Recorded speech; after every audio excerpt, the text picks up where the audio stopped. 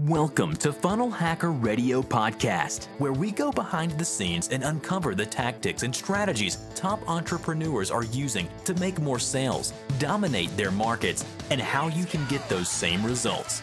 Here's your host, Dave Woodward. Welcome back, everybody.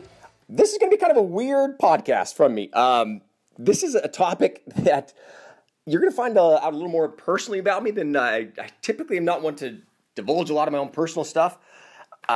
So this is going to be a little different than some of the other podcasts. But so hold on, and we're going to see if I can pull this together, make some sense of this, and have it actually help you in your marketing. So what I want to talk to you about is this whole concept about how bad does it have to get? And what I mean by that is all of us have our own level, pain tolerances or the kind of threshold as far as before we reach out for help. And what I want to talk to you about is something that happened to me personally here over the last 3 months. I've worked with Terry Williams as a coach for a long time, and one of the things she was telling me when we first started coaching is, Dave, you got to let people know more about you. People want to connect more personally with you, and I just haven't been one to typically. I just don't think I'm that great. I don't think people really care much about it, so I haven't spent that much time really talking about myself or things of that nature. And so I told her I would try doing more of that. And so that's kind of what this podcast is about, but I promise you also it will have meaning to you in your own personal life. So back in October of 2017, I started realizing that my legs were kind of getting numb at times and my back was hurting, and I just thought, I've just got too much going on. I don't have time to deal with this. So I was out at LaunchCon, and I went from LaunchCon to, I literally was on the road for almost 7 weeks nonstop. And what happened is my back kept getting worse and worse and worse and worse to the point where at our partner meeting we had in early December, I was running across the crosswalk or gimping across the crosswalk and basically got to the other side and literally my leg just collapsed. I'm like, what in the heck is going on with this thing? So I then started seeing chiropractors and acupuncturists and did cupping, did all sorts of massage and everything, thinking I've got to find some way of dealing with my back.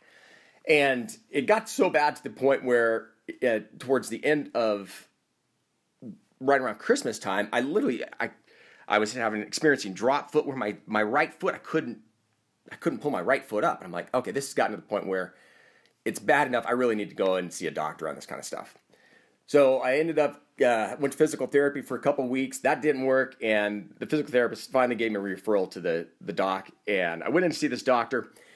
And right away, he basically said, he didn't even talk to me. He said, what's going on with this drop foot thing? And I'm like, it's just, I don't know. It's just, I've pulled a muscle in my back probably, or I got a disc out, or I don't know. I don't know. That's why I'm here, doc. I want to figure this thing out. He goes, well, let me tell you, if you don't get this thing fixed, basically what the next thing that happens is you're going to lose function and control of your bowels and your bladder and everything else. I'm like, what? He goes, yeah, you shouldn't have waited this long to get this thing fixed. I'm like, well, listen, doc, I really don't want to go under the knife. I don't want to have back surgery. What other options do I have? He goes, right now, Dave, you don't have any. And he goes, you need to go in for an MRI tomorrow. So I went in for an MRI. Calls that night. He goes, listen, I need you to go in for another MRI the following day because we saw something in there we really were kind of concerned about. And I'm like, what is going on? So I went in for the second MRI, and then he met me right afterwards and said, listen, Dave, the reason I had to go in for a second MRI is the first one we thought there was a tumor in your spinal cord. There wasn't, which we're grateful for, but you need to have surgery. He says, have you had anything to eat today? And I said, well, I've had something to drink and things. And he goes, well, because you've already ate something and drank, you can't get surgery today. I'm like, doc, are you kidding me? I said, listen, I've got a trip with my family planned up to McCall. We're going snowboarding and snowmobiles and everything else. I said, I'd like to do this. And then my son's getting married in January on the 13th. I said, can I push this off till after that? He goes, no, you don't understand how serious this is. And he gave all these technical terms. And I'm like, bottom line, basically said, Dave, you don't have a choice. You have to have surgery. I'm like, doc, there's got to be a way. So I started pushing things off, and he got to the point where he almost started just kind of yelling at me. He said, listen, you literally do not have a choice. You've pushed this off so hard and so long, and because of that, you're in a situation where you've eliminated all your other options besides surgery. And I said, so what's going on? He said, basically, over years of just being super active in your lumbar vertebrae, L2 and L3, you basically have your spinal cord, your your vertebrae are actually have created bone spurs and are growing into your spinal cord and decreasing the space for your spinal cord to move. That's why you've got the sciatica and your drop foot, and it's really bad. I'm like, okay. So he finally convinced me. So we go up to McCall, and while we're at McCall, I am literally just laid out flat.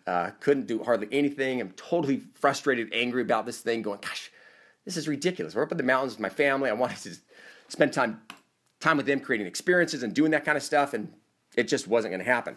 So what ended up happening was I ended up going, the family stayed up there. My wife took me down the fourth day of our vacation up there, went down for surgery, and ended up having surgery where they kind of basically cleaned up two of my vertebrae and opened my back up. I hate the idea as far as the whole back surgery thing, but I didn't have a choice. Unfortunately, right now I'm walking around great. Tomorrow's going to be 1 week after the surgery, and it's been amazing. My reason in mentioning this whole thing is to bring to the point as far as how bad does it have to get before you ask for help. For me, I just thought I'd figure it all out on my own and make it work. But I got to the point where there was no other way but I had to have surgery. And I think as an entrepreneur, especially as a solopreneur, I've done this myself where you're all by yourself and you're just dealing with you're doing every single thing. You're wearing all the hats and you're getting to the point where you're frustrated. It's not working exactly how you think it is. And you don't want to quit and you feel like, if I just keep pushing forward, something will change. And I just want to let you know that, there's nothing wrong for reaching out for help. And I think fortunately, inside of our ClickFunnels community, there's a ton of ways of getting help. We have the Facebook page. If you're not on our Facebook page, please join our Facebook page and just understand that you can ask questions from other people who are already doing things and get help that way. Another thing is the whole idea as far as a mastermind. I'm a huge, huge believer in a mastermind. If you haven't read Napoleon Hill's book, Think and Grow Rich, it's an absolute must for every entrepreneur. And that is the whole idea as far as understanding the value of a mastermind.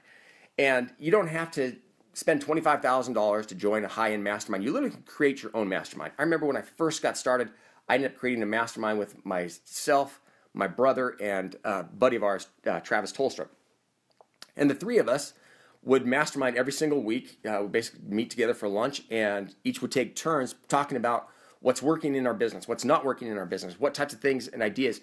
And even though it was just the three of us, I was amazed at the impact of just having someone else's view into my world and things that they were doing in their world and how it helped me. It gave me accountability. It gave me a sounding board. I basically was able to say, guys, this is what I'm doing. Do you think this will work? And sometimes they had no idea, but just my verbalizing that to them made a ton of sense. It just seemed to help and work. I remember one of my very first projects in the internet marketing space back in 2008 and 2009 was Legendary Marketers. And I'll tell you more of the details about that some other time. But I remember I basically went around the countryside filming 10 of the most successful internet marketers at that time. It was kind of a Cribs MTV style type of thing for these internet marketers. And I remember when I was meeting with Rick Raditz, who at the time had Instant Teleseminar and was just kind of crushing it with he and Alex Mendoza and Armin Moore, and had just done a ton of stuff. And he had a whole bunch of success. And he had ended up talking about the whole value of a mastermind. He says, Dave, I've actually created masterminds here in my local community with some of the super successful people who aren't internet marketers. They're outside other businesses. And he said, for me, I was really nervous at first that I didn't have anything to provide for them. But the value I brought to the table was actually just bringing others in. And he said, because of that, I was able to connect with a lot of these guys, and they became great friends. And in addition to that, it helped elevate my own game. And so I'd highly recommend that if you are not involved in a mastermind, you need to get involved in one. You need to either start one or join one. And there's benefits for doing both. If you don't have any money and you feel like, gosh, I don't have anything to provide, then start your own locally. Just find people and bring them in. And it doesn't need to be as structured and organized as much as it needs to be set on an accountability standpoint and where you meet on a regular basis. If you want to join a mastermind, there's a ton of different masterminds out there. There's coaching programs. And find out what area do you need the most help in this year and focus in on that one need and join a mastermind or a coaching program for that. realize that there's so many things out there as an entrepreneur these days that provides value to you. You should be listening to other types of podcasts. Marketing Secrets, Russell's, I highly recommend if you're not listening to that. There's a ton of other ones that you can find depending on the niche and the industry that you're in. And realize that the whole idea here is don't wait till it gets so bad that you literally have to have surgery in your business, where you have to cut things off and go to something super drastic.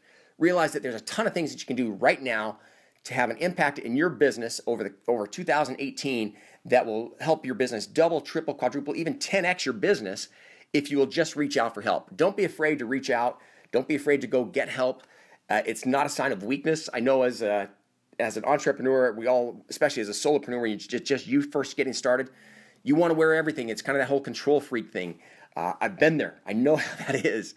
And it was funny. I was talking with Melanie just yesterday. We've got James Friel here in our office who's helping us systematize a whole bunch of things. And Melanie, Russell's assistant, basically, one of the things she's a control freak, and that's why she does such a great job at what she does. But she came to my office and goes, "Hey, you're going to be so proud of me. I've delegated 2 things today to other people and let them run with it."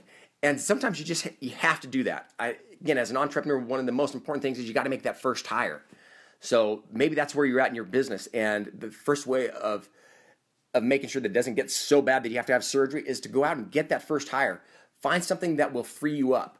If you're doing $10 an hour type of stuff, pay someone else to do that. That is one of the very first things I realized in my own business that helped me do a ton. And I'm still trying to do more and more of that this year, is to where I'm outsourcing as much as I possibly can, allowing me to focus in on my unique set of skills that helps me in my opportunities here with ClickFunnels to really grow and build and help us double ClickFunnels this year. So realize every single one of us, no matter where you're at in your business, there's certain things that you can do. Another great podcast I recommend is Alex Sharfin's Momentum. Again, as far as the whole idea, as far as an entrepreneur, there's a ton of them out there. But realize, go out, get help this year. Make it this year is your year where you're going to make the massive changes so that it doesn't have to get so bad that you literally have to get surgery or file for bankruptcy or do something else like that just because you were just such a control freak that you didn't want to reach out and let others help you. So many other people are out there. And again, you'll find as you have more success in your own life, one of the things you're going to want to do is to contribute and to give back. And if that's the point you're at, help others who are wanting to become like you. So realize, as an entrepreneur, it's the greatest thing in the world to be able to provide value to others in your product and your service. And also, as you hire other people, you're providing opportunities to them. I'm a huge believer in capitalism, and the whole idea as far as small business is really what ends up ruling and controlling the world. And I wish you all the best this year. I can't wait to see some of you guys at Funnel Hacking Live coming up here real soon.